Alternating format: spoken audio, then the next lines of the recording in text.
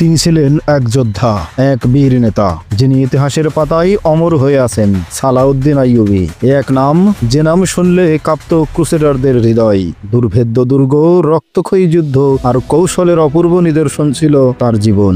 Jerusalem পুনরুদ্ধারের সেই মহাকাব্যিক অভিযান আজও বিশ্বের অন্যতম গৌরব গাথা। এই সিরিজে আমরা তুলে ধরব সুলতান সালাউদ্দিন আইয়ুবীর প্রতিটি দুঃসাহসিক পদক্ষেপ, যে গল্প কেবল ইতিহাস নয়, এক প্রেরণার উৎস। আসুন ফিরে যাই সেই সময়ের স্রোতে, জেনে নেই সেই মহান বীর যোদ্ধার জীবন গাথা। ফেইথ অ্যান্ড ফ্যাক্টস এর আয়োজনে সালাউদ্দিন আইয়ুবীর দুঃসাহসিক অভিযানের আজকের পর্বে আপনাকে স্বাগতম।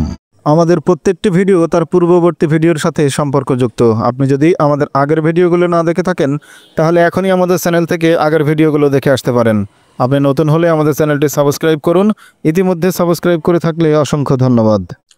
সুলতান আইয়ুবীর একজন কমান্ডো সৈনিক আল নাসের এবং তার 3 সাথী জড়িয়ে পড়েছিল মেয়েদের ভয়ঙ্কর জালে। কি করে এই জাল কেটে বেরিয়ে যাওয়া যায়, এই নিয়ে ভাবছিল আল নাসের। তার সাথীরা তখনও ঘুমিয়ে। মেয়েটি আবার ফিরে এলো, বলল, তুমি জানতে চাচ্ছিলে তোমরা এখন কোথায় এবং কেন তোমাদের এখানে নিয়ে এসেছি। কেন এনেছি এই প্রশ্নের জবাব এখন দেওয়া সম্ভব নয়, তবে তোমরা এখন কোথায় তা বলে দিতে পারি। আল নাসের উদ্গ্রীব হয়ে জিজ্ঞেস করলো, কোথায়? এটা একটা কেল্লা। এটা যে কেল্লা তা তুমি না বললেও জানি, কিন্তু কেল্লাটি কোথায় অবস্থিত, কি এর নাম, এখানে কারা থাকে? এই কেল্লার নাম আসিয়াত। এটা ফেদাইনদের কেল্লা। এখানে ফেদাইন নেতা শেখ মান্নান বাস করেন। ফেদাইদের সম্পর্কে কিছু তুমি জানো? হ্যাঁ জানি, আল নাসের উত্তর দিল, খুব ভালো করেই জানি। আর এখন এটাও জানতে পারলাম তুমি আসলে কে। আমি শুনেছিলাম ফেদাইনদের দলে সুন্দরী মেয়েরাও কাজ করে। তুমি তাহলে সেই সুন্দরীদেরই একজন। আমার সঙ্গে তাদের কোনো সম্পর্ক নেই। মেয়েটি উত্তর দিল, আমার নাম লিজা। তাদের সঙ্গে কোনো সম্পর্ক না থাকলে তোমরা আমাদেরকে এখানে কেন নিয়ে এসেছো? তোমার সাথে তো আরও একটি মেয়ে ছিল, সে কোথায়? হ্যাঁ, আমার সাথে অন্য যে মেয়েটি ছিল তার নাম কারিশমা, সেও এখানেই আছে। লিজা বলল, কেন তোমাদের এখানে এনেছি সেই কথা বলা যাবে না, তবে কেমন করে এনেছি সেটা বলতে পারি। তোমাদেরকে নেশা খাইয়ে সম্মোহিত করে এখানে এনেছি। সেই পর্যন্ত বলে শেষ করেছে এমন সময় কামরার দরজায় এসে দাঁড়ালো কারিশমা। কারিশমা চোখের ইশারায় লিজাকে ডাকলো। লিজা বাইরে চলে গেল। আল নাসের খাটে বসে আকাশ পাতাল ভাবতে লাগলো। তখন তার কাছে অনেক কিছুই পরিষ্কার। মরুভূমির মহাবিস্তারে হারিয়ে যাওয়ার পর যে মেয়েরা তাদের পানি এবং খাবার দিয়েছিল, ওরা আসলে জিন নয়, মানুষ। ওরা তাদেরকে নেশাগ্রস্ত করে নিয়ে এসেছে চরম এক সন্ত্রাসী গ্রুপ ফেদাইনদের কেল্লায়। কারিশমা মেয়েটিকে জিজ্ঞেস করলো, এখানে কি করছো? লোকটির সাথে এমন ঘনিষ্ঠ হয়ে বসার সময় তোমার কি একবারও মনে হয়নি মুসলমানরা ঘৃণার পাত্র? তুমি কি শেষে গাদ্দারি করবে নাকি? লিজার মূলটা কেমন যেন হয়ে গেল। চেহারা ভাবলেশীন, নির্বিকার, মুখে কোনো কথা নেই। একদিন আবেগের বশে এবং অন্যের প্ররোচনায় পড়ে মুসলমান নেতাদের চরিত্র হননের যে পেশা গ্রহণ করেছিল, এখন সে কথা মনে হতেই নিজের প্রতি ঘৃণা জন্মালো। দিনে দিনে এই জঘন্য পেশার প্রতি তার ঘৃণা এমন পর্যায়ে পৌঁছে গেল, নিজেকে এই পেশা থেকে সরিয়ে নেওয়ার কথা ভাবল সে। কিন্তু যখন মনে হলো এই পথে আসা যায় কিন্তু যাওয়া যায় না, তখন ঘৃণা রূপ নিল প্রতিশোধ স্পৃহায়। কিভাবে নিজের উপর প্রতিশোধ নেবে কোনো কুল কিনারা না পেয়ে এই পরিবেশ থেকে পালানোর পথ খুঁজতে লাগলো। এই সময় ওদের হাতে এসে পড়ল আল নাসেররা। আমি ও যুবতী মেয়ে, কারিশমা বলল। আল নাসেরের মতো সুদর্শন যুবক যে কোনো যুবতীর হৃদয় দখল করে নিতে পারে, তাকে আমারও ভালো লাগে। সত্যি বলছি, এমন আকর্ষণীয় যুবককে ভালো না বেসে পারা যায় না। যদি তুমি বলো তাকে তুমি ভালোবেসেছো, তাতে আমি আশ্চর্য হব না। আমি বুঝতে পারছি বুড়ো মুসলিম আমির এবং সেনাপতিদের বিরুদ্ধে তোমার মনে ঘৃণা জমে উঠেছে, কিন্তু তোমার দায়িত্ব এবং কর্তব্যের কথা মনে করে স্মরণ করো তোমার শপথের কথা। এই মুসলমানরা তোমার শত্রু, এদের অনিষ্ট করার শপথ নিয়েছো তুমি। না, তা নয় কারিশমা, লিজা অধীর হয়ে বলল। আমার সঙ্গে তার তেমন কোনো ভাব হয়নি যে জন্য তুমি আমাকে তিরস্কার করতে পারো। তবে তার কাছে কেন এসেছো এবং কেন তার সাথে ঘনিষ্ঠভাবে মিশছো, আমি এখন সে বর্ণনা দিতে পারবো না। লিজা বিরক্ত কণ্ঠে বলল, জানি না আমার মাথায় হঠাৎ এমন খেয়াল কেন হলো, কেন তার পাশে গিয়ে বসতে ইচ্ছে জাগলো। তার সাথে কি কি কথা হয়েছে তোমার? তেমন কোনো বিশেষ কথা হয়নি। তুমি তোমার দায়িত্ব পালনে খুব অবহেলা করছো। কারিশমা বিরক্তি প্রকাশ করে ক্ষুব্ধ কণ্ঠে বলল, এটা বিশ্বাসঘাতকতা। তুমি জানো বিশ্বাসঘাতকতার শাস্তি কি? জানি, মৃত্যুদণ্ড। কিন্তু কারিশমা, তুমি শুনে রাখো, আমি ওই বুড়োর খায়েশের খেলনা হব না। ফেদাইন নেতা বলে শেখ মান্নান তোমার কাছে যত গুরুত্বই পাক, আমার কাছে সে একজন খুনি এবং সন্ত্রাসী মাত্র। যদি সে আমার উপর শক্তি প্রয়োগ করে তবে আমি তাকে খুন করব, নয়তো নিজেই শেষ হয়ে যাব। কারিশমা তাকে বলল, আমি কল্পনাও করতে পারিনি তুমি এত বেশি আবেগপ্রবণ হয়ে উঠবে। বুঝলে, তোমাকে আমি এখানে আনতাম না। আমি কি তোমার পায়ে পড়েছিলাম যে আমাকে এখানে নিয়ে এসেছো? রাগ করলো না কারিশমা, বলল এই কেল্লাটাই সবচেয়ে কাছে ছিল, তাই প্রথম মঞ্জিল হিসেবে এখানে এসেছি, নয়তো এক রাতে ত্রিপলি পর্যন্ত পৌঁছা সম্ভব ছিল না। তাছাড়া আমাদের মতো দুই নারীর পক্ষে 4 জন কমান্ডোকে দীর্ঘ সময় পর্যন্ত সামাল দেওয়ার ঝুঁকিও আমি নিতে চাচ্ছিলাম না। কিন্তু আমাকে এক হিংস্র পশুর হাতে তুলে দেওয়ার ঝুঁকি তো ঠিকই নিতে পারলে। লিজার ক্রুদ্ধ কণ্ঠ। কারিশমা দরদ ভরা কণ্ঠে বলল, তোমার কাছে অঙ্গীকার করছি শেখ মান্নানের কবল থেকে তোমাকে বাঁচাতে চেষ্টা করব। তাহলে এখান থেকে জলদি পালিয়ে যাওয়ার একটা উপায় বের করো। সেই চেষ্টা আমি করছি, কিন্তু দোহাই তোমার, তুমি আমাকে কথা দাও, বন্দীদের সাথে তুমি আর কোনো রকম দহরম মহরম করবে না। সত্যি কথা বলবো কারিশমা? লিজা বলল, আমি এখান থেকে পালিয়ে যাওয়ার ক্ষেত্রে এই কমান্ডোদের সাহায্য নেব, কারণ শেখ মান্নানদের সাথে আমি যে ব্যবহার করেছি তাতে আমি নিশ্চিত সে আমার এখান থেকে বেরোতে দেবে না। না তুমি নিজে বের হতে পারবে, না আমাকে বের করতে পারবে। কিন্তু এরা দক্ষ কমান্ডো, এদের বীরত্বের অনেক বিস্ময়কর গল্প কাহিনী লোকমুখে প্রচলিত। এদের সামান্য সুযোগ দিলেই এরা পালিয়ে যেতে পারবে। চাই কি সেই সহযোগিতার বিনিময়ে তোমাকে এবং আমাকেও সঙ্গে নিয়ে যেতে রাজি হবে, এছাড়া আর কোনো পথ নেই। আমি ওদের বীরত্ব এবং সাহসের প্রশংসা করি, স্বীকার করি এরা কুশলীও। তোমার কথাই ঠিক, সুযোগ পেলে ওরা পালিয়ে যেতে পারবে। এদিকে কারিশমার ডাকে এলিজা বেরিয়ে যেতেই আল নাসের গভীর চিন্তায় ডুবে গেল।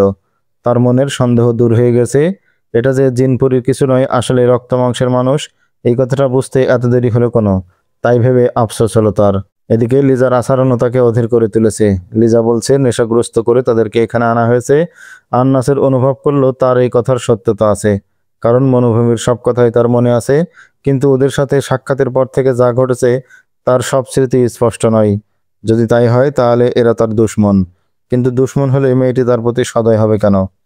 অনেক ভেবেও এই প্রশ্নের কোনো সদুত্তর পেল না আল নাসের। সে তার সঙ্গীদের জাগালো, তারাও জেগে ওঠে। দুর্গের এক কামরায় নিজেদের আবিষ্কার করে আল নাসেরের মতোই বিস্মিত হলো। বিস্ময়ের ঘোর কাটাতে ওরা আল নাসেরের মুখের দিকে প্রশ্নবোধক দৃষ্টি নিয়ে তাকালো। বন্ধুগণ, আল নাসের তাদের বলল, আমরা ফেদাইনদের জালে আটকা পড়ে গেছি। এই কেল্লার নাম আসিয়াত কেল্লা। এটা ফেদাইনদের হেডকোয়ার্টার। ফেদাইন নেতা শেখ মান্নান এখানেই থাকে। আল নাসের তার সঙ্গীদের আরো বলল, তোমরা সবাই জানো ফেদাইনরা গুপ্তঘাতক, এই জন্য তারা সম্মোহন সহ নানা রকম বিদ্যা প্রয়োগ করে থাকে। তাদের খপ্পর থেকে বেরিয়ে যাওয়া সোজা ব্যাপার নয়। যদি আমরা কখনো এই কামরা থেকে বাইরে যাওয়ার সুযোগ পাই, তবে আমাদের প্রথম কাজ হবে এই কেল্লা থেকে পালানোর কৌশল বের করা। আপাতত তোমরা এই নিয়ে কোনো কথা বলবে না, সবাই নীরব থাকবে। যদি এরা কিছু জিজ্ঞেস করে তবে সংক্ষেপে উত্তর দেবে। মনে রেখো, এই শয়তানদের হাত থেকে উদ্ধার পাওয়া সহজ ব্যাপার নয়। এরা কি আমাদের কারাগারে পাঠাবে? আল নাসেরের এক সঙ্গী জিজ্ঞেস করলো। যদি কারাগারে পাঠায় তবে আমাদের খুশি হওয়ারই কথা, কিন্তু এরা আমাদের মন মগজে নতুন চিন্তা ঢোকাতে চাই। হাসিস এবং নেশা জাতীয় দ্রব্য দিয়ে আমাদের বুদ্ধি এবং বিবেক গুলিয়ে দিতে চাই। সুন্দরী মেয়ে দিয়ে আমাদের চিন্তা চেতনায় ভোগের স্পৃহা জাগাতে চাই। ভুলিয়ে দিতে চাই আমাদের ধর্ম এবং ঈমান। পালানো ছাড়া আমাদের মুক্তির আর কোনো পথ নেই। আল নাসের তার সঙ্গীদের বলল, পালাতে না পারলে আমরা মৃত্যুকে আলিঙ্গন করব, কিন্তু ঈমান হারাতে পারবো না, বলল অন্য একজন। হ্যাঁ, এই ব্যাপারে আমাদের খুবই সাবধান থাকতে হবে। আল নাসের বলল, ওদেরকে আর নেশা খাওয়ানোর সুযোগ দেওয়া যাবে না। আল্লাহর উপর ভরসা করে পালানো, লড়াই অথবা মৃত্যু, এর যে কোনো একটা বেছে নেবো আমরা, কিন্তু কিছুতেই ওদের হাতের মুঠোর ভিতরে গিয়ে ঢুকবো না। সারাদিন কেটে গেল, উল্লেখযোগ্য আর তেমন কিছুই ঘটল না। সন্ধ্যা ঘনিয়ে এলো, পশ্চিম দিগন্তে হারিয়ে গেল সূর্য। সন্ধ্যার আধার নেমে আসতেই এক লোক কামরার মধ্যে বাতি নিয়ে গেল। সে কারো সঙ্গে কোনো কথা বলল না। প্রচণ্ড ক্ষুধা পেয়েছিল তাদের। সারাদিন তাদের কিছুই খেতে দেয়নি। তারা ভেবেছিল বাতি যখন দিয়েছে খাবারও পাঠাবে নিশ্চয়ই, কিন্তু তাদের সে আশা পূরণ হলো না। বাইরে থেকে সেই লোক কামরা বন্ধ করে চলে গেল। তারপর থেকে আর কোনো লোকের দেখা নেই। তার কিছুক্ষণ পর হারানের শাসক গোমস্তাগিন এসে পৌঁছালো কেল্লায়। সে শেখ মান্নানের সাথে বসে অনেক পরামর্শ করলো এবং শেষ পর্যন্ত সিদ্ধান্ত নিল সুলতান সালাউদ্দিন আইবির ধরা সেই 4 গোয়েন্দাকে সে সাথে নিয়ে যাবে এবং তাদেরকে সম্মোহন করে সুলতান আইবির বিপক্ষে হত্যার অভিযান চালাবে। গোমস্তাগিনের সম্মানে শেখ মান্নান খাওয়া দাওয়া এবং নাচ গানের আয়োজন করেছিল। গোমস্তাগিন খাওয়া দাওয়া শেষে সেখান থেকে বেরিয়ে এলো। একটু পর সেখানে প্রবেশ করলো মান্নানের এক নিরাপত্তা প্রহরী। জিজ্ঞেস করলো, আজ যে 4 জন কমান্ডোকে ধরে নেওয়া হয়েছে তাদের সম্পর্কে আপনার আদেশ কি? হারানের শাসক গোমস্তাগিন এসেছেন। শেখ মান্নান বলল, তিনি তাদেরকে সঙ্গে করে নিয়ে যাবেন। তোমরা তাদের আহারাদি এবং বিশ্রামের ব্যবস্থা করো, কিন্তু তাদেরকে কোথায় পাঠানো হচ্ছে তা ওদের বলার দরকার নেই। প্রহরী চলে গেল। সে আল নাসের এবং তার সঙ্গীদের জন্য খাবারের ব্যবস্থা করলো। খাবারের সামগ্রী তাদের সামনে নেওয়ার পর আল নাসের খাবার খেতে অস্বীকার করে বলল, এই খাবার আমরা গ্রহণ করব না, নিশ্চয় এতে হাসিস মেশানো আছে। আল নাসের এবং তার সাথীদের এর সন্দেহের কারণ ছিল, কারণ তাদের সামনে যে খাবার পরিবেশন করা হয়েছিল তা ছিল উন্নত মানের শাহী খাবার। এমন খাবার সচরাচর সাধারণ লোক খায় না। বন্দীদের জন্য এমন খাবারের ব্যবস্থা করার তো প্রশ্নই ওঠে না। প্রহরী অনেক কষ্টে তাদের বোঝালো যে এতে কিছু মেশানো হয়নি, কেল্লায় শাহী মেহমান এসেছেন, তাদের সম্মানে এই রান্নার আয়োজন করা হয়। অনেক করে বোঝানোর পর আল নাসের এবং তার সাথীরা সেই খাবার খেতে রাজি হয়ে গেল, কারণ এমনিতেই তাদের ক্ষুধা অনেক বেড়ে গিয়েছিল। কিছুক্ষণ পর শেখ মান্নানের কামরায় লিজা এবং কারিশমা দুজনেই প্রবেশ করলো। শেখ মান্নান কারিশমাকে বলল, তুমি চলে যাও, লিজা এখানেই থাকুক। কারিশমা বলল, সে গত 3-4 দিন ধরে অনবরত সফরের ছিল, এই কারণে তার বিশ্রাম দরকার। আজকের মতো ওকে তার কামরায় যেতে দিন। শেখ মান্নানের মনে তখন পশুত্ব জেগে উঠেছিল। সে কারিশমার আবদারের তোয়াক্কা না করে হাত বাড়ালো লিজার দিকে, তাকে ধরে টানা হেঁচড়া করতে লাগলো। লিজার মনে পড়ে গেল কারিশমার অনুরোধ, ফলে সে তেমন জোরালোভাবে বাধা দিতে পারছিল না। সে এঁকে বেঁকে তার কবল থেকে মুক্ত হওয়ার কৌশল খুঁজতে লাগলো। মান্নান হাত দিয়ে টানাটানি করছে, পাশে দাঁড়িয়ে অসহায়ের মতো এই অসভ্য দেখছে কারিশমা। লিজার মেজাজ এবং চেহারা বিগড়ে গেল। হঠাৎ কামরার দরজা খুলে গেল। দারোয়ান বলল, এক আগন্তুক আপনার সাথে দেখা করতে চাই। শেখ মান্নান রাগের সাথে বলল, গর্দভ, এটা কি কারোর সাথে সাক্ষাতের সময়? ভাগো এখান থেকে। শেখ মান্নানের কথা তখনও শেষ হয়নি। দরজা ঠেলে অনুমতি ছাড়াই ভেতরে ঢুকলো এক আগন্তুক। দারোয়ানকে একপাশে সরিয়ে মুখোমুখি হলো শেখ মান্নানের। বিস্মিত শেখ মান্নান। লিজা এবং কারিশমা অবাক হয়ে তাকিয়ে রইল সেই আগন্তুকের দিকে। সেই লোকটি ছিল এক খ্রিস্টান কুচিলার। সে যেই মাত্র কামরায় প্রবেশ করলো, সঙ্গে সঙ্গে শেখ মান্নান তাকে চিনতে পেরে তার নাম ধরে উৎসাহের সাথে বলে উঠল, আরে তুমি! আগন্তুক হাত বাড়িয়ে দিল। শেখ মান্নান সে হাত লুফে নিয়ে বলল, কখন এলে? এই মাত্র। ঠিক আছে, তাহলে এখন গিয়ে বিশ্রাম করো, সকালে তোমার সাথে আলাপ হবে। আমি হয়তো সকালে আপনার সাথে দেখা করতাম, ক্রুসেডার বলল, কিন্তু এখানে এসে জানতে পারলাম এখানে আমাদের 2টি মেয়ে এসেছে, তাদের সাথে আমার জরুরি আলাপ আছে। আমি ওদেরকে সঙ্গে করে নিয়ে যেতে এসেছি। ঠিক আছে, তোমার লোক তুমি নেবে, এতে আমার আপত্তির কি আছে? এখন গিয়ে বিশ্রাম করো, সকালে আমি ওদেরকে তোমার কাছে পৌঁছে দেব। না, ক্রুসেডার প্রবল আপত্তি তুলে বলল, ওদেরকে আমার এখনই দরকার। শেখ মান্নানের আতে ঘা লাগলো। সে এই কেল্লার সর্বাধিনায়কই নয়, সারা দেশের ফেদাইনদের নেতাও। যে ফেদাইনদের নাম শুনলে শিউরে ওঠে আমের ওমরা অভিজাত মানুষের বুক। গুপ্ত হত্যার মতো নিষ্ঠুর কাজে যাদের কোনো জুড়ি নেই। সে কিছুটা ক্ষোভের সাথেই বলল, কি এমন জরুরি বিষয় যে এখনই এই মুহূর্তেই তা বলতে হবে? যদি এতই জরুরি হয় তাহলে এখানেই বসে আলাপ শুরু করো না কেন? খ্রিস্টান ক্রুসেডারদের তখন দাপটটাই ভিন্ন। ছোট ছোট মুসলিম রাজ্যের শাসক বা ফেদাইনদের মতো খুনি এবং সন্ত্রাসীরা তাদের অনুকম্পার ভিখারি। সে শেখ মান্নানের কথা গায়ে না মেখে ক্ষমতার দাপট জাহির করে বলল, শেখ মান্নান, তুমি ভালো করেই জানো আমি কি রকম ব্যস্ত। আর তুমি এই কথাও জানো এই মেয়েদের দায়িত্ব কি। তোমার কোলে বসে থাকা এদের দায়িত্ব নয়। আমি এদের সাথে কি আলাপ করতে চাই তা এই মুহূর্তে তোমার না জানলেও চলবে। এখন আমি এই দুজনকে নিয়ে যাচ্ছি, তোমার কি আর কিছু বলার আছে? শেখ মান্নানকে এই প্রশ্নের জবাব দেওয়ার সুযোগ না দিয়েই ক্রুসেডার মেয়ে দুটিকে বলল, এসো তোমরা, চলো আমার সঙ্গে। লিজা এবং কারিশমা দুজনেই দ্রুত আগন্তুকের পাশে গিয়ে দাঁড়ালো। তুমি কি আমার সাথে শত্রুতা সৃষ্টি করতে চাও? শেখ মান্নান বলল, তুমি এখনো আমার কেল্লার ভেতর। আমি ইচ্ছা করলে তোমাকে অতিথি থেকে কয়েদি বানিয়ে দিতে পারি। তুমি কি তাই চাও? মেহমান না হয়ে বন্দী হতে চাচ্ছ তুমি? সে গর্জন করে বলল, মেয়েটাকে আমার কাছে রেখে তুমি এখন বাইরে চলে যাও। মান্নান! খ্রিস্টান লোকটি দাঁতে দাঁত চেপে রাগে গর্জন করে বলল, তুমি কি আসলেই ভুলে গেছো এই কেল্লা তোমাকে আমরাই উপহার দিয়েছিলাম? তুমি কি এই সত্যটুকু ভুলে গেছো যে আমরা যদি তোমাদের বাঁচিয়ে না রাখতাম তবে তুমি এবং তোমার ফেদাইন দলের অস্তিত্বই আজ বিলীন হয়ে যেত? শেখ মান্নানের মাথায় তখন মদের নেশার সাথে কেল্লা প্রধানের গর্ব এবং অহংকার চেপে বসেছিল। উত্তেজনাকে উস্কে দিয়েছিল তার অহংবোধকে। সে যে এক গোপন খনি চক্রের নেতা, যারা যে কোনো সময় মানুষের সন্দেহের ঊর্ধ্বে গিয়ে মানুষকে খুন করতে পারে, এই চিন্তা ছড়িয়ে পড়েছিল তার মগজের কোষে কোষে। তার মনে পড়ল অতীতের খ্রিস্টান অফিসারদেরকে হত্যা করার কথা। পারস্পরিক শত্রুতার কারণে এক অফিসার অন্য অফিসারকে দুনিয়া থেকে সরিয়ে দিতে চাইলে সহযোগিতা নিয়েছিল তাদের। শেখ মান্নান ভাবছিল এই লোকটি কি ভুলে গেছে সে এখন কোথায় দাঁড়িয়ে আছে। এই যে আসিয়াত, যে দুর্গকে মানুষ জানে প্রেতাত্মার কেল্লা বনে, এই কেল্লার মধ্যে একজন দুজন মানুষ গুম হয়ে যাওয়া কোনো অস্বাভাবিক ব্যাপারই নয়। ফেদাইনরা ছিল আক্ষরিক অর্থে নিরেট রক্তচোষা। দয়াময় বলে কোনো কিছু তাদের সাথে আদৌ পরিচয় ছিল না। খুন করা তাদের কাছে মুখের থুতু ফেলার সমতুল্য। শেখ মান্নান তাকিয়েছিল দেয়ালের দিকে। এই কেল্লার দেয়াল এবং কার্নেট জুড়ে রং বেরঙের কাঁচের নকশা, ঝাড়বাতির মায়াবী আলো। এসব দেখে এখানে এলে মানুষ ভুলে যায় এই কেল্লার ভেতরে এবং তার আশেপাশে কত শত নির্দয় এবং নিষ্ঠুর ঘটনা ঘটেছে। লিজার মতো এমন সুন্দরী মেয়েকে হাতছাড়া করতে চাইল না সে। যতটা সম্ভব নিজেকে দমন করে খ্রিস্টান প্রতিনিধিকে বলল, আমি তোমাকে আবারও চিন্তা করার সুযোগ দিচ্ছি। এই কেল্লাতে আল্লাহ প্রেরিত ফেরেশতাও গুম হয়ে যায়, আর সেই গুমের খবর আল্লাহ পর্যন্ত জানতে পারে না। আমি এই মেয়েকে কেল্লার বাইরে যেতে দেব না। যদি তুমি জোর খাটাতে চাও তবে তুমি কেল্লার বাইরে যেতে পারবে না। আমার এক সাথী এইমাত্র কেল্লার ফটক থেকে বিদায় নিল। খ্রিস্টান লোকটি বলল, সে জানে আমি এখানে 2-3 দিন থাকবো। এরপর আমি গিয়ে শরীক হব তাদের সাথে। যদি আমি যথাসময়ে সেখানে না পৌঁছি, তাহলে আমি যে এখানে বন্দী এই কথা তাদের জানতে বাকি থাকবে না। এর পরিণতি কি হতে পারে তা তোমাকে বুঝিয়ে বলার দরকার আছে বলে আমি মনে করি না। সে আরো বলল, আমি এখানে এসেছি এই অধিকার নিয়ে যে এই কেল্লা আমাদের আশ্রয়স্থল ছিল। বিশেষ করে দূরপথের বিশ্রামাগার হিসেবে এটা আমরা ব্যবহার করতাম। তোমাকে অনুগ্রহ করে আমরা এই দুর্গ দান করেছি। কখনো ভাবিনি এর ফলে অতিথি হিসেবে আমরা এখানে আর জায়গা পাবো না। আমি স্বীকার করি এই কেল্লা তোমরাই আমাকে দান করেছো, কিন্তু দান করার পরদিন থেকে এর মালিক আর তোমরা নাও, আমি। আর আমি এটা তোমাদের কাছ থেকে এমনিতেই পাইনি, আমার অতীত কাজের পুরস্কার হিসেবে এটা আমি পেয়েছি। তারপরও বারবার আমি তোমাদের এখানে থাকতে দিয়েছি, কিন্তু তুমি অতিথির সীমা অতিক্রম করে কর্তৃত্ব ফলানোর চেষ্টা করছো।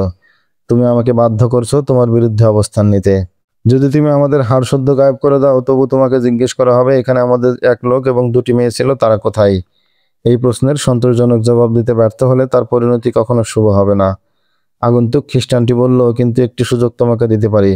যদি তুমি সুলতান সালাউদ্দিন নবীকে হত্যা করতে পারো, তবে তোমাকে শুধু এই একটি মেয়ে কেন, এমন 1 ডজন সুন্দরী মেয়ে দেওয়া হবে। তুমি তো আমাদের দেয়া অর্থ সোনাদানা সব হজম করে বসে আছো, অথচ চুক্তি মতো এখনো সুলতান নবীকে হত্যা করতে পারোনি। তুমি বলছো তোমার 4 ফেদাইন খনিকে সুলতান নবীর হত্যার জন্য পাঠিয়ে দিয়েছো, কিন্তু বাস্তবে তার কোনো প্রমাণ পাওয়া যাচ্ছে না। আইয়ুবী এখনো বহাল তবিয়তে আছে এবং বিজয়ীর বেশে সামনে অগ্রসর হচ্ছে। আমি মিথ্যা বলিনি, শেখ মান্নান রাগ সামলে বলল, আমি 4 ফেদাইনকে সত্যি পাঠিয়ে দিয়েছি। আশা করি কয়েকদিনের মধ্যেই তোমরা এই সুসংবাদ পেয়ে যাবে যে সালাউদ্দিন আইয়ুবী নিহত হয়েছে। তোমার এই আশা যদি সফল হয়, তাহলে আমি অঙ্গীকার করছি তোমাকে আমাদের সরকারের পক্ষ থেকে যেই সব পুরস্কার দান করা হবে, এবং সেই পুরস্কার ছাড়াও তোমাকে এলিজার মতো আরো 2টি মেয়ে আমার তরফ থেকে উপহার দেওয়া হবে। আচ্ছা, সেটা সময় হলে দেখা যাবে। শেখ মান্নানের কণ্ঠে আক্ষেপ এবং আফসোসের সুর।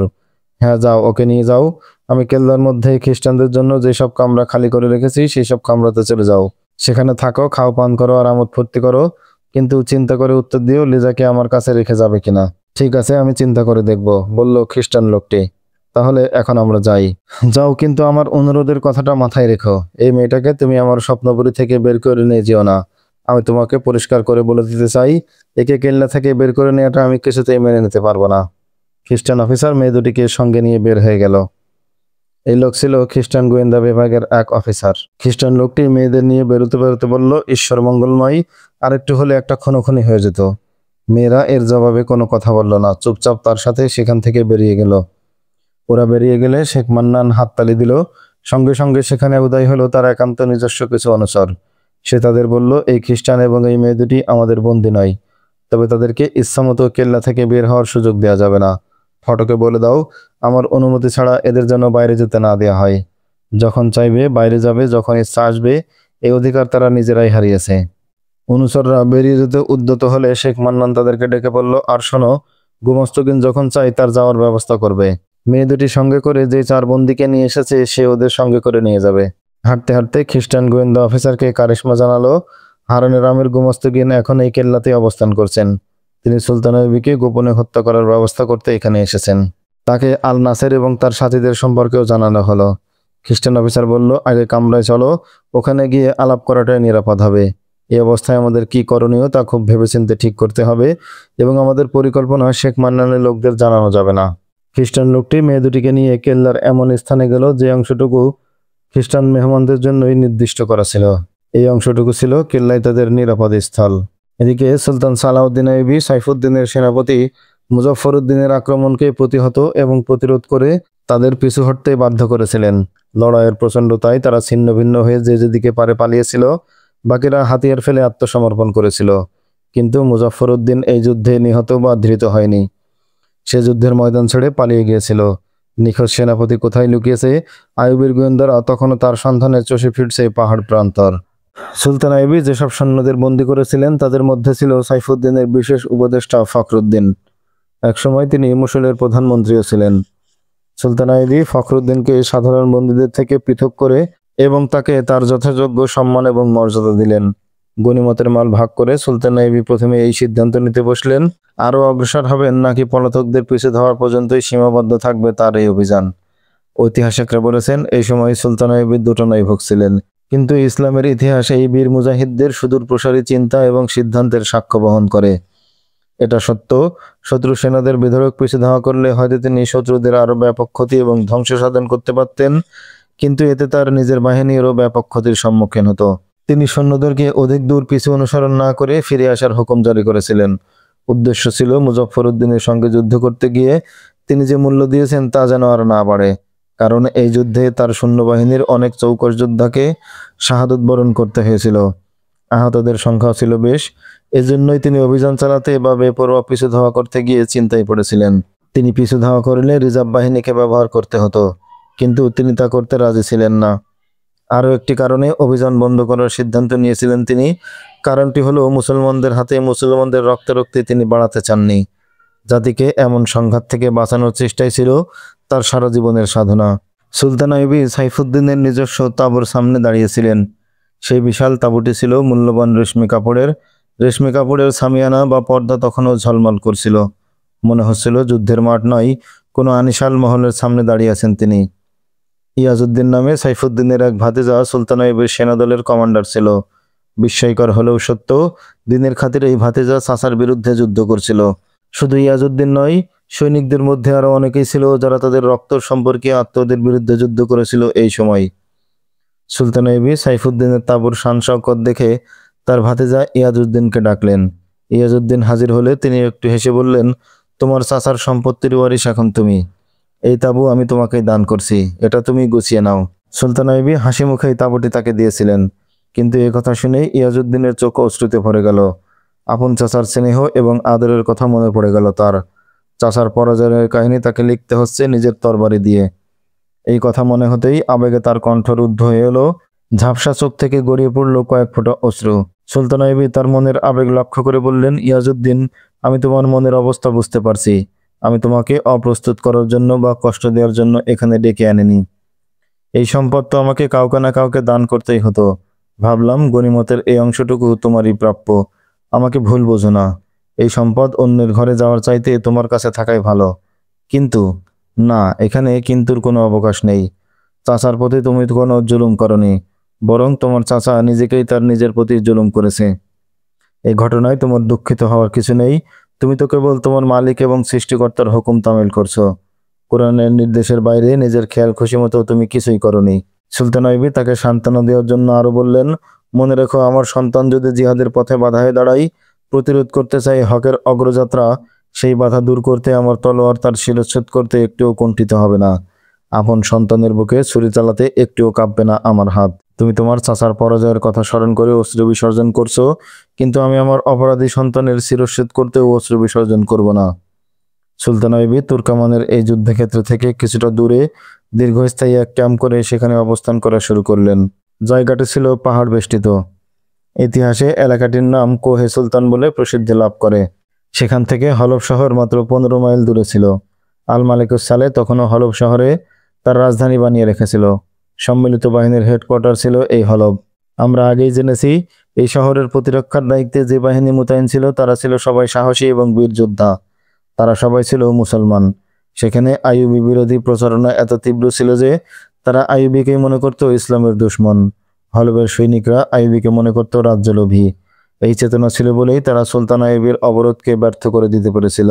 সবকিছু বুঝেও সুলতান আইয়ুবী এই জন্যই অবরোধ উঠিয়ে নিয়েছিলেন যে নইলে ব্যাপক প্রাণহানি ঘটত, এবং এই সবকটি প্রাণ ছিল মুসলমানদের।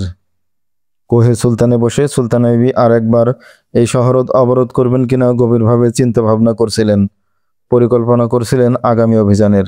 তিনি চিন্তা করে দেখলেন, বাহিনীকে আরও সুরক্ষিত বা দেরি না করে সম্মুখে অগ্রসর না হয় ভালো, কারণ ব্যবধান অল্প হলেও এই 15 মাইল পথের মাঝে এই পরপর রয়েছে দুটি সুরক্ষিত কেল্লা।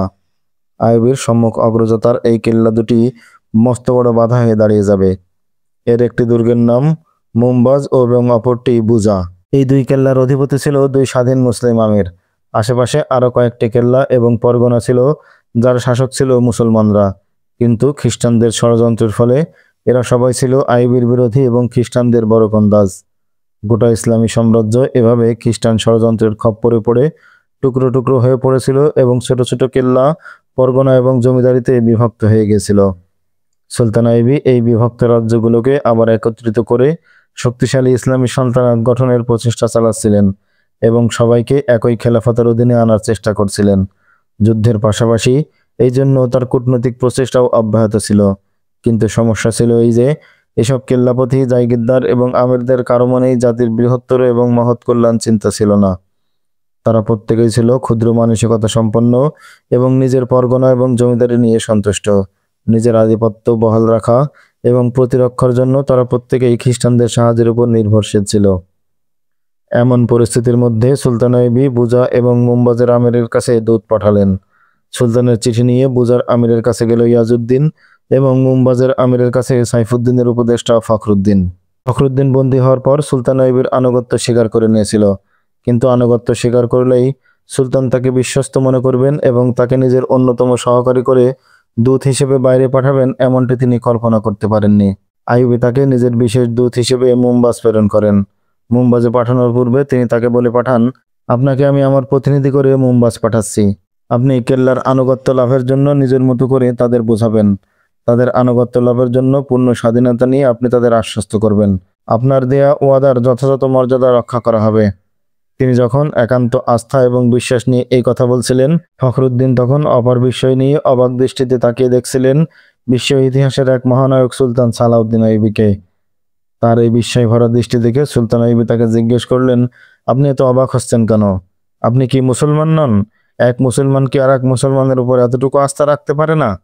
তিনি আরো বললেন, আপনি আমাকে এমন বিস্ময় নিয়ে দেখছেন যেন আমি কোনো অপরাধ করেছি, যেন আমি শত্রু বা বিধর্মীকে দূত হিসেবে পাঠানোর সিদ্ধান্ত নিয়েছি। কিন্তু আমি তো আপনার শত্রুই। বন্দী হওয়ার আগ পর্যন্ত আমি আপনার বিরুদ্ধে লড়াই করেছি। আপনার প্রতি আনুগত্য প্রকাশ করেছি তো নিজের জীবন বাঁচানোর জন্য। যখন বুঝতে পেরেছি আপনার সাথে কুলি ওঠার সাধ্য আমার নেই, আপনার আনুগত্য গ্রহণের মধ্যে আমাদের নিরাপত্তা এবং কল্যাণ, কেবল তখনই আপনার আনুগত্য কবুল করেছি। এরপরও আপনি আমাকে আপনার দূত করার যোগ্য মনে করেছেন এবং সন্ধির শর্ত নির্ধারণের দায়িত্ব দিয়েছেন। হ্যাঁ, দিচ্ছি, কারণ আপনাকে আমি বোকাও মনে করি না, অযোগ্য ভাবি না, আর আপনার চাইতেও আপনাকে আমি বেশি বিশ্বাস করি। সুলতান আইয়ুবী বললেন, আমি মুমবাজের কেল্লার আনুগত্য চাই। আপনি সেখানে তার আমিরের কাছে আমার পয়গাম পৌঁছে দেবেন এবং বোঝাবেন যে অযথা খুন খারাপি থেকে নিষ্কৃতি পেতে হলে একটাই মাত্র পথ। ওরা আমাদের সাথে হাত মেলালে আমাদের সম্মিলিত শক্তি আরো জোরদার হবে এবং আমাদের বিজয়ের অংশীদার হবে তারা। তাই তাদেরকে বোঝাবেন ওদের সেনাবাহিনী আমাদের সেনাবাহিনীর সাথে যুক্ত করে দিতে। তিনি আরো বললেন, আপনি একজন মুসলমান। এতদিন ইসলামের অগ্রযাত্রা বাধা দিয়ে নিজের উপর যে জুলুম করেছেন, এই দায়িত্ব পালন করে তার কাফারা আদায় করুন। আপনার উপর আমার আস্থা আছে। আপনি নিজেও নিজের উপর আস্থা অর্জন করুন। ইয়াজউদ্দিন এবং ফখরুদ্দিন উভয়ে নিজ নিজ মিশন নিয়ে ক্যাম্প থেকে বের হয়ে গেল।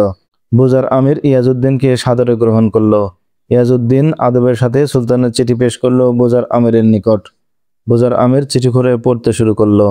সুলতান সালাউদ্দিন আইয়ুবী লিখেছেন, আমার প্রিয় ভাই, আমরা এক আল্লাহ, এক রাসূল এবং একই কোরআনের অনুসারী, অথচ আমরা একে অপর থেকে অনেক দূরে সরে পড়েছি, যেন আমরা বিচ্ছিন্ন দ্বীপের বাসিন্দা। এতে আমরা পরস্পর কমজোর হয়ে পড়েছি। এই অবস্থায় থাকলে জাতি হিসেবে কখনো আমরা বিশ্বের দরবারে মাথা উঁচু করে দাঁড়াতে পারবো না।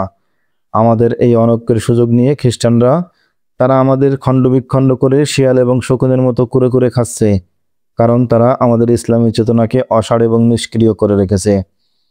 আমরা যে একে অপরের ভাই এবং একই নবীর উম্মত, যাদের নবী শীষে ঢালা পাঁচিলের ন্যায় ঐক্যবদ্ধ থাকতে বলেছেন, সেই অনুভূতি আমরা হারিয়ে ফেলেছি। এই অবস্থা যতদিন থাকবে ততদিন জিল্লতি এবং অপমান আমাদের সঙ্গ ছাড়বে না। আমাদের মুক্তির পথ একটাই, এই দেহ এক প্রাণ হয়ে সম্মিলিতভাবে আল্লাহর রজ্জু আঁকড়ে ধরা। যেভাবে খ্রিস্টানরা মুসলমানদের বিরুদ্ধে ষড়যন্ত্র করছে এবং আঘাত হানছে, তাতে আমরা যদি ঐক্যবদ্ধ হতে দেরি করি, তবে আমরা কেউ সম্মান নিয়ে বেঁচে থাকতে পারবো না। আমি আপনাকে এই ঐক্যের আহ্বান জানাচ্ছি। আসুন, সমস্ত ভেদাভেদ ভুলে আমরা এক প্ল্যাটফর্মে দাঁড়িয়ে যাই। আমাদের ঐক্যের ভিত্তি হবে কোরআন। কোনো ব্যক্তি নয়, কোরআনই হবে আমাদের চালিকা শক্তি। যার যার যোগ্যতা এবং ক্ষমতা অনুযায়ী আমরা ভূমিকা রাখব এই জিহাদে। আমি আপনার বর্তমান অবস্থা ভালোভাবেই অনুধাবন করছি। আপনি আপনার ক্ষুদ্র এলাকায় নিজের শাসন টিকিয়ে রাখার জন্য জাতীয় শত্রুদের কাছে ভিক্ষার হাত বাড়িয়ে দিতে বাধ্য হয়েছেন। আমি আপনাকে কোরআনের সেই আয়াত স্মরণ করিয়ে দিতে চাই যেখানে বলা হয়েছে অমুসলমান কখনো মুসলমানদের বন্ধু হতে পারে না। আল্লাহর এই সুস্পষ্ট ঘোষণা অগ্রাহ্য করে খ্রিস্টানদের বন্ধু হিসেবে গ্রহণ করলে তার ভয়াবহ পরিণতি আমাদের গ্রাস করবে। তাই আপনার কাছে আমার পয়গাম হচ্ছে, প্রথমেই আপনি আপনার কেল্লাকে ইসলামী খেলাফতের অধীন করে নিন। খেলাফতের দাবি অনুযায়ী আমাদের আনুগত্য স্বীকার করে নিন। এই স্বীকৃতি স্বরূপ আপনার সামরিক শক্তি আমাদের সামরিক শক্তির সাথে একাত্ম এবং মিলিত করে দিন। আমার এই প্রস্তাবে সম্মত হলে আপনি অবশ্যই আপনার কেল্লার অধিপতি থাকবেন, কিন্তু কেল্লার উপর উড্ডীন থাকবে ইসলামী খেলাফতের পতাকা। প্রিয় ভাই, যদি আমার এই শর্ত আপনার মনোপুত না হয় তবে আপনার সেনাবাহিনীকে প্রস্তুত করুন আমার বাহিনীর সাথে মোকাবেলা করার জন্য। তবে এই প্রস্তুতির সময় আমি আপনাকে অনুরোধ করব হলব, মুশেল এবং হারানের সম্মিলিত বাহিনীর শোচনীয় অবস্থা এবং পলায়নের কথা স্মরণ রাখার জন্য। এতে আপনার সিদ্ধান্ত নিতে সুবিধা হবে। আমি দৃঢ় আশাবাদী আমার পয়গাম অবশ্যই আপনার কাছে গ্রহণযোগ্য বলে বিবেচিত হবে। আমি আপনার সঙ্গে বন্ধুত্ব এবং সুসম্পর্কের আশা পোষণ করি, কারণ আপনার সাথে আমার কোনো ব্যক্তিগত শত্রুতা নেই। আমি যা কিছু বলছি সবই ইসলামী খেলাফতের কল্যাণের কথা চিন্তা করে অর্পিত দায়িত্বের কারণেই বলছি। আল্লাহর বিধান অনুসারে আমি যেন জীবনের শেষ নিঃশ্বাস পর্যন্ত সততা এবং বিশ্বস্ততার সাথে দায়িত্ব পালন করে যেতে পারি, সেজন্য আপনার দোয়া এবং সহযোগিতা কামনা করে শেষ করছি। বুজার আমির সুলতান আইয়ুবের চিঠি গভীর মনোযোগ দিয়ে পড়লেন এবং পড়া শেষ করে ইয়াজউদ্দিনের দিকে তাকালেন। জি, সুলতান সালাউদ্দিন আইয়ুবের এই চিঠি আমি গভীর মনোযোগের সাথেই পড়েছি। এই সম্পর্কে আপনার আর কিছু বলার আছে? ইয়াজউদ্দিন বলল, আপনার এই দুর্গ তেমন মজবুত নয় আর আপনার সৈন্য সংখ্যাও অনেক কম। এই সামান্য সংখ্যক সৈন্যকে আপনি অযথা মৃত্যুর মুখে ঠেলে দেবেন না, এটুকুই আমার অনুরোধ। বুজার আমির চিঠির শর্ত মেনে নিয়ে আনুগত্য স্বীকার করে নিলেন এবং সুলতান আইয়ুবের চিঠির জবাবি পত্র দিলেন। জবাবি চিঠিতে তিনি লিখলেন, মুহতারাম মহানুভব সুলতান, এই দুর্দশাগ্রস্ত জাতিকে আপনি যেভাবে নিয়ে চিন্তা করছেন তাতে আমি আশাবাদী একদিন এই দুর্যোগের রাহমুক্ত আমরা হবই। আপনাকে আমি খোশ আমদেদ জানাচ্ছি। আপনি আসুন এবং কেল্লার দায়িত্ব বুঝে নিন। জাতির এই দুর্দিনে আপনার পাশে দাঁড়াতে পারলে নিজেকে ধন্য মনে করব। মুমবাজের আমিরও আনুগত্য স্বীকার করে তার অনুরূপ পত্র লিখলেন। ফখরুদ্দিন সেই জবাবে চিঠি নিয়ে ফিরে এলেন কোহে সুলতানের ক্যাম্পে। সুলতান আইয়ুবী নিজেই কেল্লা দুটোতে গেলেন। কেল্লা দুটোর সমস্ত সৈন্য এনে নিজের সেনাবাহিনীর সাথে যুক্ত করে দিলেন। নিজের সৈন্যবাহিনীর লোক নিয়োগ করলেন কেল্লা দুটোতে। তারপর এই বিশাল বাহিনীর সৈন্যদের খাবার এবং রসদপত্র মজুত করার নির্দেশ দিলেন উভয় কেল্লায়। কোহে সুলতানের সমস্ত রসদপত্র নিরাপদ স্থানে মজুত করার পর পরবর্তী কাজে হাত দিলেন সুলতান। হলব শহরের একেবারে সন্নিকটে এজাজ দুর্গ নামে একটি মজবুত কেল্লা ছিল। সেই দুর্গের প্রতিরক্ষার দায়িত্ব ছিল হলববাসীদের। হলবের মতোই এই কেল্লার নিয়ন্ত্রণ ছিল আল মালেকুস সালেহের হাতে। এই কেল্লা হলব থেকে বেশি দূরে ছিল না বলেই এই কেল্লার রক্ষক কোনো রকম ঝুঁকি না নিয়ে শুরুতেই হলবের আমির আল মালেকুস সালেহের আনুগত্য মেনে নিয়েছিল। সুলতান আইয়ুবী হলব অবরোধ করার আগে এজাজ দুর্গটিও বিনা বাধায় দখল করে নিতে চাইলেন। এই আশায় তিনি তার এক সেনাপতি আল হুমায়রিকে অনুরূপ চিঠি দিয়ে এজাজ দুর্গে পাঠিয়ে দিলেন। এজাজের আমির সুলতান আইয়ুবের চিঠি পড়লেন। এই চিঠির ভাষাও আগের চিঠিগুলোর মতোই ছিল। এজাজের আমির চিঠিটি পড়ে আল হেরেমের দিকে ছুড়ে মারল। ক্ষিপ্ত কণ্ঠে বলল, তোমার সুলতান আল্লাহ এবং রাসূলের দোহাই দিয়ে সারা দুনিয়ায় বাদশাহ হওয়ার স্বপ্ন দেখছেন। তাকে বলো, আগেও আপনি একবার হলব অবরোধ করেছিলেন, তাতে কতটুকু কি লাভ হয়েছিল সেই হিসাব করে তিনি যেন এজাজ দুর্গ অবরোধ করতে আসেন। আপনি কি মুসলমানদের হাতেই মুসলমানদের রক্তবর্ণ বয়ে দিতে চান? আল হুমায়রি বলল, আপনি কি চান মুসলমান নিজেরাই পরস্পর যুদ্ধ করে শেষ হয়ে যাক আর খ্রিস্টানরা আমাদের এই অবস্থা থেকে আনন্দ উৎসব করতে থাকুক? না, আমি এটা চাইতে যাব কেন? এটা তো চাই তোমার সুলতান। আমি খ্রিস্টানদের বিরুদ্ধে যুদ্ধ শুরু করলে তিনি কি আমার আনুগত্য কবুল করে নেবেন? শোনো, এটা ধর্মীয় জিহাদ নয়, এটা হচ্ছে দুই শাসকের রাজনৈতিক ক্ষমতা এবং প্রতিপত্তির লড়াই। ক্ষমতা এবং রাজনীতির মঞ্চে ধর্মকে টেনে এনে তোমার সুলতান এই ধর্মকে অপবিত্র করছে। আমরা কি মুসলমান নই? আমরা কি আল্লাহ এবং তার রাসূলকে বিশ্বাস করি না? তাহলে তিনি কেন আমাদের উপর চড়াও হতে চাচ্ছেন? এতই যদি জিহাদ করার শখ, তাহলে তিনি খ্রিস্টানদের বিরুদ্ধে যুদ্ধ করছেন না কেন? কারণ আমাদের মতো তিনিও খ্রিস্টানদের ভয় পান। তার যত বাহাদুরি সব ছোট ছোট মুসলিম শাসক এবং আমিরদের সামনে। এখানে যদি কোনো মুসলমানের এক ফোঁটা রক্ত ঝরে, তার জন্য দায়ী থাকবে তোমাদের সুলতান। তিনি হয়তো শক্তি প্রদর্শন করে কিছু ছোটখাটো জায়গির এবং জমিদারি দখল করতে পারবেন, কিন্তু আল্লাহর দরবারে সাবদম্ভ এবং জুলুমের হিসাব দিতে হবে। তোমার সুলতানকে বলো, এখানকার মুসলমানদের রক্ত ঝরানোর আগে তিনি যেন আল্লাহর পাকড়াওয়ের কথা একটু স্মরণ করে নেন। এজাজের আমির রূঢ় কণ্ঠে জবাব দিল। এজাজের আমিরের কথা শুনে সেনাপতি আল হুমায়রি আস্তে করে বলল, আমাদের সুলতান আল্লাহর কাছে কি জবাব দেবেন সেটা তিনিই ঠিক করবেন। কিন্তু আপনি আল্লাহর কাছে কি জবাব দেবেন সেটা কি ঠিক করেছেন? কোরআন যেখানে ইহুদি এবং খ্রিস্টানদের বন্ধু না ভাবার নির্দেশ দিয়েছে, সেখানে আপনি ওদের বন্ধু বানিয়েছেন। এর কি জবাব দেবেন আপনি? যেখানে খ্রিস্টানরা মুসলমানদের বিরুদ্ধে অস্ত্র তুলে নিয়েছে হাতে, সেখানে আপনি ওদের শত্রু না ভেবে বন্ধু ভাবেন কোন যুক্তিতে? আল হুমায়রি জিজ্ঞেস করলো, তবে কি আপনি এই কোরআনকে অগ্রাহ্য করতে চান? আপনি কি সত্যিই মনে করেন খ্রিস্টানরা মুসলমানদের শত্রু নয়, বন্ধু? এখানে এই সময়ে আমরা সুলতান সালাউদ্দিন আইবিকেই আমাদের শত্রু হিসেবে দেখতে পাচ্ছি। খ্রিস্টান নয়, তিনি আমাদের চ্যালেঞ্জ করেছেন। ইজাজের আমির বলল, যিনি এই দুর্গ আমাদের থেকে জোর করে কেড়ে নিতে চান, তাকে শত্রু না ভেবে যারা আমাদের দিকে বন্ধুত্বের হাত বাড়িয়ে দিয়েছেন, তাদের আমরা অযথা শত্রুর ভাবতে যাব কোন যুক্তিতে? আল হুমায়রি এবং এজাজের আমিরের মধ্যে এই বাদানুবাদ আরো কিছুক্ষণ চলল, কিন্তু কিছুতেই এজাজের আমিরকে বোঝানো গেল না সে জাতির কত বড় সর্বনাশ করছে। বরং সে দূতকে অপমান করে তাড়িয়ে দিল দরবার থেকে। সুলতান সালাউদ্দিন আইবি এজাজ দুর্গের অধিপতির উত্তর শুনে এবং দূতের সাথে তার খারাপ ব্যবহারের খবর পেয়ে খুবই মর্মাহত হলেন। তার এই ব্যবহারে তিনি কেবল মর্মাহতই হলেন না, যথেষ্ট রাগান্বিত হলেন। উপলব্ধি করলেন এর একটি সমুচিত জবাব দেওয়া ফরজ হয়ে গেছে। তিনি তখনই সেই কেল্লা দখল করার সংকল্প করলেন। সঙ্গে সঙ্গে হলব শহরও অবরোধ করার পরিকল্পনা করলেন। বুজা এবং মুমবাজ দুর্গ বিনা বাধায় দখল হয়ে গেছিল। সেখানকার সেনাবাহিনী সুলতানের আনুগত্য স্বীকার করে নিয়ে সুলতানের বাহিনীতে সামিল হয়ে গেছিল। সুলতান তার বাহিনীর পরীক্ষিত সৈন্যদেরকে সেই দুই কেল্লার দায়িত্বে পাঠিয়ে সেখানকার সেনাদলকে নিজের বাহিনীর সাথে একীভূত করে নিলেন। এরপর তিনি এজাজ এবং হলবে অভিযান চালানোর পরিকল্পনা করলেন। অভিযান চালানোর আগে ওইখানকার অবস্থা সরজমিনে তদন্তের জন্য তিনি তার গোয়েন্দা বিভাগের বিশেষ বাহিনীকে আগেই পাঠিয়ে দিলেন। বাহিনীর সাথে পাঠালেন দায়িত্বশীল কর্মকর্তা, যাতে তিনি অভিযান চালানো এবং হলদ অবরোধের সুনির্দিষ্ট কর্মসূচি প্রণয়ন করতে পারেন। গোয়েন্দা বাহিনী যথাসময়ে সুলতানের কাছে হলব এবং এজাজের প্রতিরক্ষা ব্যবস্থার বিস্তারিত রিপোর্ট পেশ করল। সুলতান আইবির এটি একটি ছিল ব্যতিক্রমী অভিযান। তিনি এই অভিযানে তার নিজস্ব পতাকা সঙ্গে না নেওয়ার সিদ্ধান্ত নিলেন। নিজের দেহরক্ষীদের বললেন, এই অভিযানে আমাকে সঙ্গে দেওয়ার কোনো দরকার নেই তোমাদের। এরপর তিনি তার ঘোড়া পাল্টালেন। তার নিজস্ব ঘোড়ার রং ছিল সাদা। সেই সাদার মধ্যে মাঝে মধ্যে উজ্জ্বল লাল রঙের ডোরা কাটা দাগ। শত্রুরা এই ঘোড়াটিকে ভালো মতোই চিনত। এসব কিছুর উদ্দেশ্য ছিল একটাই, শত্রুরা যাতে তাকে চিনতে না পারে। সালাউদ্দিন আইবি এখন কোথায় আছেন, এই প্রশ্নের উত্তর যেন জানা না থাকে কারো। গোয়েন্দা বাহিনীর রিপোর্টের উপর ভিত্তি করে পথ চলতে লাগলেন তিনি। নিজেও মিলিয়ে নিচ্ছিলেন রিপোর্টগুলো ঠিক আছে কিনা। যাত্রাপথে সকল বাধা এবং প্রতিবন্ধকতাগুলো সচক্ষে দেখে ধীরে ধীরে এগোচ্ছিলেন তিনি, যাতে যুদ্ধের জন্য গুরুত্বপূর্ণ কিন্তু ছোটখাটো বিষয়গুলো দৃষ্টি এড়িয়ে না যায়।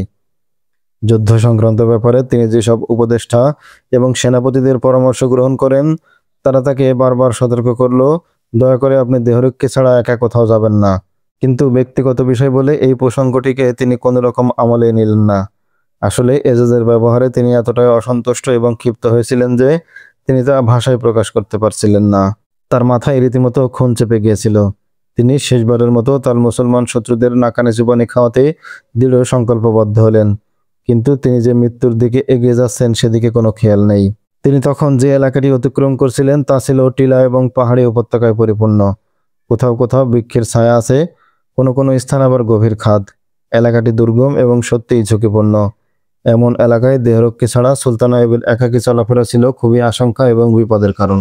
সুলতানে মুহতারাম, তার গোয়েন্দা বিভাগের প্রধান হাসান বিন আবদুল্লাহ এই ভয়ানক অঞ্চলে পৌঁছার পর একসময় সুলতানকে সতর্ক করে দিয়ে বললেন, আল্লাহ না করুক, আপনার উপর যদি ফেদাইন এবং খ্রিস্টানদের হত্যা ষড়যন্ত্র সফল হয়ে যায়, তাহলে আপনার হয়তো কোনো ব্যক্তিগত ক্ষতি হবে না, কিন্তু মুসলিম মিল্লাত অপরিণীয় ক্ষতির সম্মুখীন হবে। তারা তাদের রাহবার হারিয়ে অসহায় হয়ে পড়বে। আপনার মতো নেতা পাওয়া আমাদের ভাগ্যের ব্যাপার। যদি কখনো এমন দুর্ঘটনা ঘটে যায়, তখন আমরা জাতির কাছে মুখ দেখানোর যোগ্য থাকব না। পরবর্তী বংশধররা আমাদের প্রশ্ন করবে, সুলতান আইবের হেফাজতের জিম্মা কেন তোমরা পালন করতে পারোনি? যদি আমার মৃত্যু কোনো ফেদাইন বা কুসুরের হাতে আল্লাহ মঞ্জুর করে থাকেন, তবে সেই মৃত্যুকে আমি ঠেকাবো কেমন করে? সুলতান আইবি বললেন, দেশের শাসক যদি তার জীবন রক্ষায় ব্যস্ত থাকেন, তবে তিনি দেশ এবং জাতির হেফাজত করতে পারবেন না। যদি আমার মৃত্যু ঘনিয়ে এসে থাকে, তবে আমার কাজ দ্রুত শেষ করতে দাও। আমাকে রক্ষীদের হাতে বন্দি করে রেখো না। আমার উপর বাদশাহের বিলাসিতা চাপিয়ে দিও না। তোমরা তো জানো আমার উপর আন্তর্জাতিক গুপ্তঘাতকরা কতবার আঘাত করেছে। আল্লাহ আমাকে প্রত্যেকবার বাঁচিয়েছেন, এখনও তিনি আমাকে রক্ষা করবেন। তার নিজস্ব রক্ষী বাহিনী তার নিরাপত্তার জন্য বরাবরই উৎকণ্ঠিত ছিল এবং নিরাপত্তা রক্ষায় যথাসাধ্য চেষ্টাও করছিল। কিন্তু দেখা গেছে সবকটি আক্রমণের সময় তিনি একা ছিলেন। সুলতান আইয়ুবী কখনোই নিজের নিরাপত্তার বিষয়টিকে তেমন গুরুত্ব দিতেন না।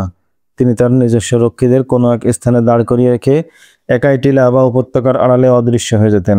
হাসান বিন আবদুল্লাহ বিষয়টি জানতেন বলে তিনিও বিশেষ ব্যবস্থা গ্রহণ করে রেখেছিলেন। দূরে থাকলেও দেহরক্ষীরা সুলতান আইয়ুবের উপর দূর থেকে দৃষ্টি রাখত। কেউ জানতো না কিছুদিন থেকেই 4 জন খুনি আইয়ুবীকে হত্যা করার জন্য সে এলাকা থেকে আস্তানা গেড়েছিল এবং পাহাড়ে জঙ্গলে ঘুরে বেড়িয়ে সুলতানকে হত্যার সুযোগ খুঁজছিল। এরাই সেই 4 ফেদাইন খুনি যাদের সম্পর্কে আসিয়ার দুর্গে শেখ মান্নান এবং গোমাস্তগিনকে বলেছিল। এখানে এসেই ওরা পরিকল্পনা করলো, যেহেতু এটা যুদ্ধ কবলিত এলাকা, তাই শরণার্থী হয়ে ওরা সুলতান আইয়ুবের কাছে যাবে এবং সুযোগ মতো তাকে হত্যা করবে। কিন্তু সুলতানের কাছে এসে তাদের আফসোসের সীমা রইল না। তারা যখন দেখলো সুলতান আইয়ুবী রক্ষী ছাড়া একাই ঘোরাফেরা করেন, তখন তারা এই বলে আফসোস করতে লাগলো যে, হাই, যদি তীর ধনুক সাথে নিয়ে আসতাম তাহলে সুযোগ মতো তীর মেরেই তাকে শেষ করে দিতে পারতাম। কিন্তু তারা সঙ্গে করে তীর ধনুক আনেনি, কেননা তাতে ধরা পড়ার ভয় ছিল। তাদের কাছে যদি একটু ধনুকও থাকতো তবুও গোপন স্থান থেকে নিশানা করতে পারত, কেননা সেখানে লুকানোর মতো যথেষ্ট জায়গা ছিল এবং তীর মেরে সহজে পালিয়ে যাওয়ারও সুযোগ ছিল। তারা তাদের লম্বা খঞ্জরের বাট হাত বোলাতে বোলাতে এই আফসোসই করছিল। এদিকে সুলতান আইয়ুবী নিজের নিরাপত্তার ব্যাপারে সম্পূর্ণ বেখেয়াল হয়ে এগিয়ে যাচ্ছিলেন এজাজ দুর্গের দিকে। 4 খুনি গোপনে তাকে অনুসরণ করতে লাগলো। সুলতান যে এলাকা অতিক্রম করছিলেন সে এলাকায় কোনো সৈন্য ছিল না, কোনো জনবসতিও ছিল না। ফেদাইনরা বন্য পশুর শিকারীর বেশে তাকে অনুসরণ করে এগিয়ে চলল। সূর্য অস্ত চলে গেল। সে সময় সুলতান আইয়ুবী একটি উঁচু পাহাড়ি এলাকা অতিক্রম করছিলেন। তিনি এক জায়গায় থেমে অঞ্চলটি জরিপ করে দেখছিলেন। সঙ্গী সাথীদের এক স্থানে রেখে একাই অন্যদিকে দেখতে গেলেন তিনি। কি করে কোন পথে বাহিনী পরিচালনা করবেন তারই পরিকল্পনা করছিলেন। তিনি অশ্বাবিষ্ট থেকে নেমে একটি টিলার উপর আরোহণ করলেন এবং তার নকশা এঁকে দিতে লাগলেন। 4 জন ফেদাইন উপত্যকার পাশে এক গোপন স্থানে লুকিয়েছিল। তিনি পাহাড়ের উপর উঠে এদিক ওদিক থেকে দেখছিলেন। তাকে নিচে নামতে দেওয়া আগে এক ফেদাইন সঙ্গীদের বলল, এত খুশি হইও না, তার দেহরক্ষীরা পাশেই হয়তো কোথাও লুকিয়ে আছে। অন্য ফেদাইন বলল, না, আশেপাশে কেউ নেই। আজকেই আঘাত করার মোক্ষম সময় এবং এক্ষুনি। সাবধান, এমনভাবে তাকে আঘাত করতে হবে যাতে কোনোভাবেই সে বাঁচতে না পারে। অন্য একজন বলল। ফেদাইনদের দলনেতা একজনকে লক্ষ্য করে বলল, তুমি একাই আঘাত করার জন্য এগিয়ে যাও। আঘাত পিছন থেকে করবে, প্রয়োজন হলে আমরা সামনে যাব। লোকটি গুপ্ত স্থান থেকে রওনা হওয়ার আগেই সুলতান আইয়ুবী টিলা থেকে নেমে এলেন এবং ঘোড়ায় আরোহণ করে অন্যদিকে রওনা দিলেন। বাধ্য হয়ে ফেদাইনরা আবার তার পিছনে এলো। তারা একবারই সুলতানকে আক্রমণ করতে চায় এবং সেই আক্রমণ সফল হতে চায়। এরকম আক্রমণের জন্য চাই উপযুক্ত সময় এবং পরিবেশ। কিন্তু সুলতান রওনা হয়ে যাওয়ায় তৈরি হওয়া পরিবেশটা নষ্ট হয়ে গেল। সুলতান আইয়ুবী কিছু দূর অগ্রসর হয়ে আবারও একবার ঘোড়া থেকে নামলেন। ঘোড়া থেকে নেমে তিনি আবার অন্য এক পাহাড়ে চলতে শুরু করলেন। একটু পর সেখান থেকেও নেমে এলেন তিনি। ঘোড়ার লাগাম ধরে সামনে চলতে শুরু করলেন আইয়ুবী। ফেদাইনরা সামান্য দূর থেকে লুকিয়ে দেখছিল তার কার্যক্রম। সুলতান আইয়ুবী এক স্থানে এসে থেমে গেলেন। তারপর ঘুরে ফিরে দেখতে লাগলেন জায়গাটি। এটি পাহাড় বেষ্টিত একটি মাঠ। মাঠের সব দিকেই পাহাড়, কোথাও একটু বেশি উঁচু, কোথাও কম। তিনি ঘোড়ার পিঠে আরোহণ করতে যাচ্ছিলেন, এমন সময় পিছনে কারো দৌড়ানোর পদশব্দ শুনতে পেলেন। এক ফেদাইন খুনি লম্বা খঞ্জর হাতে ছুটে আসছিল তার দিকে। সুলতান আইয়ুবীর বুঝতে বাকি রইল না কি ঘটতে যাচ্ছে। চকিতে তিনি তার খঞ্জর বের করে নিলেন। ফেদাইন খুনি তাকে আঘাত করলো। সুলতান আইয়ুবী সেই আঘাত নিজের খঞ্জর দিয়ে ফিরিয়ে দিলেন। আক্রমণকারীরা ছিল ফাঁকা খুনি, স্বাস্থ্যবান এবং যথেষ্ট শক্তিশালী। সেই প্রচণ্ড শক্তি দিয়ে আঘাত করলো আইয়ুবের উপর। সুলতান সেই আক্রমণ ফিরিয়ে দিয়ে পাল্টা আঘাত হানলেন, কিন্তু তাকে ধরাশায়ী করতে পারলেন না। এবার গোপন স্থান থেকে বেরিয়ে এলো আরেক ফেদাইন। সেও সুলতানকে আক্রমণ করল। তিনি ক্ষিপ্ত হস্তে উভয়ের আক্রমণ প্রতিহত করে চললেন। অবস্থার জটিলতা উপলব্ধি করে আরও এক খুনি বেরিয়ে এলো। সুলতান অবস্থা বেগতিক দেখে ঘোড়ার আড়ালে আশ্রয় নিলেন। এক ফেদাইন ঘুরে তাকে আবার আক্রমণ করতে গেল, কিন্তু সুলতান তার মুখে এমন জোরে বাম হাতে ঘুষি মারলেন যে সে পিছন দিকে উল্টে পড়ে গেল। সুলতান সঙ্গে সঙ্গে তার বুকে খঞ্জর বসিয়ে দিলেন। খঞ্জরটি বের করার সময় তিনি এমনভাবে টান দিলেন, লোকটির বুক এফড় ওফড় হয়ে গেল। মারা গেল সে ফেদাইন খুনি। আরেক ফেদাইন দ্রুত ছুটে এসে পিছন দিক থেকে সুলতানকে আক্রমণ করতে যাচ্ছিল, কিন্তু শেষ মুহূর্তে সুলতান চটজলদি সরে পড়ায় নিজেকে রক্ষা করতে সমর্থ হলেন। ফেদাইন খুনির খঞ্জর সুলতানকে বিদ্ধ করল না বটে, কিন্তু খঞ্জরের মাথা সুলতানের বাহু ছুঁয়ে গেল। এতে আহত হয়ে পড়লেন সুলতান, কিন্তু আঘাত কতটা গভীর তা দেখার সময় ছিল না। অন্য 2 ফেদাইনও সামনে এসে পড়েছিল সুলতানকে আঘাত করার জন্য। এই সময় তীর বেগে ছুটে আসা ঘোড়ার পদধ্বনি শুনতে পেলেন সুলতান। আরোহী বন্ধু না শত্রু সেদিকে নজর দেওয়ার ফুরসত পেলেন না সুলতান। দুই খুনি একত্রে ঝাঁপিয়ে পড়ল তার উপর। মুহূর্তে একদিকে সরে গিয়ে আত্মরক্ষা করলেন। অশ্বারোহী ঝাঁপিয়ে পড়ল খুনিদের উপর। এই অনাকাঙ্ক্ষিত আক্রমণে ভড়কে গেল খুনিরা। একজন পালাতে গিয়ে ঘোড়ার পায়ের তলে পিষে মারা গেল। বাকি ফেদাইনটিকে ধরে ফেলল সুলতান আইবি। যুদ্ধ শেষ। এবারও অল্পের জন্য বেঁচে গেলেন সুলতান আইবি। আল্লাহর অশেষ মেহেরবানি, তিনি তার প্রিয় বান্দাদের মধ্য থেকে যাকে ইচ্ছা এভাবেই রক্ষা করেন। যখন সুলতানের উপর আক্রমণ শুরু হয়, তার দেহরক্ষীরা দূরে এক টিলার উপর দাঁড়িয়ে এই দৃশ্য দেখতে পান, কারণ তারা দূর থেকেও সুলতানের উপর সজাগ দৃষ্টি রাখছিল। তাদের এই সতর্কতা বৃথা যায়নি। আল্লাহ এই সতর্কতার উত্তম পুরস্কার দান করেন, বাঁচিয়ে দেন সুলতান আইবিকে। এই ঘটনা 1176 সালের মে মাস তথা 571 হিজরির জিলকদ মাসে ঘটেছিল। এই ঘটনা সম্পর্কে কাজী বাহাউদ্দিন সাদ্দাত তার ডায়েরিতে লিখেছেন, সুলতান সালাউদ্দিন আইবি এজাজ দুর্গ আক্রমণে যাওয়ার জন্য পথে তাকে একা পেয়ে ফিদাইন খুরিরা তার উপর আক্রমণ চালিয়েছিল। আল্লাহ রাব্বুল আলামিনই তাকে বাঁচিয়ে দেন। মেজর জেনারেল মোহাম্মদ আকবর খান অবশ্য তার বইতে বহু উদ্ধৃতি টেনে ঘটনার কিছু ভিন্ন রকম বর্ণনা দেন। তিনি বলেন, সুলতান আইবি এজাজ দুর্গ অবরোধের জন্য অগ্রসর হচ্ছিলেন। পথে বিশ্রামের সময় তিনি এক তাঁবুতে শুয়েছিলেন। এই সময় গুপ্তঘাতক ফেদাইন চক্র তার উপর হামলা চালায়, কিন্তু তিনি ফেদাইনদের খঞ্জরের আঘাত ব্যর্থ করে দিতে সমর্থ হন। যুদ্ধ এবং সফরের সময় তিনি এক রকমের শক্ত পাগড়ি ব্যবহার করতেন। আক্রমণকারীর খঞ্জর তার বাহুতে নয়, এই পাগড়িতে আঘাত করেছিল। সুলতান আইবি যখন এই আক্রমণ প্রতিহত করছিলেন, তখন তার দেহরক্ষীরা এসে তাদেরকে হত্যা করে। কিন্তু জেনারেল আকবর খানের চাইতে বাহাউদ্দিন সাদ্দাতের বর্ণনাই অধিক সঠিক বলে মনে হয়। যে ফেদাইন ধরা পড়েছিল সে স্বীকার করে বলল, আমরা 4 জন আসিয়াদ দুর্গ থেকে এসেছি। প্রাথমিক জবানবন্দির পর তাকে হাসান বিন আবদুল্লাহর কাছে সোপর্দ করা হলো। তিনি বন্দির কাছ থেকে আসিয়াদ দুর্গ সম্পর্কে যাবতীয় তথ্য সংগ্রহ করে নিলেন। দুর্গে কতজন সৈন্য আছে, তাদের যুদ্ধ করার যোগ্যতা কেমন, অস্ত্রশস্ত্র কেমন আছে, সব স্বীকার করতে বাধ্য হলো লোকটি। অনুসন্ধান পর্ব শেষ হলে হাসান বিন আবদুল্লাহ সমস্ত রিপোর্ট সুলতান আইবিকে অবহিত করলেন। আগামীকাল রাতের শেষ প্রহরে আমরা আসিয়াদ দুর্গের পথে অভিযান চালাবো। সুলতান আইবি তার সেনাপতিদের একত্রিত করে বললেন, ফেদাইনদের আড্ডাখানা ধ্বংস করা জরুরি হয়ে পড়েছে সবার আগে। তিনি সেনাপতিদের অভিযানের সবকিছু বুঝিয়ে দিয়ে তার তাঁবুতে প্রবেশ করলেন। সেই সন্ধ্যায় প্রথমে হাসান বিন আবদুল্লাহর নজরে পড়ল একটি ক্লান্ত ঘোড়া, ঘোড়ার পিঠে 2 আরোহী।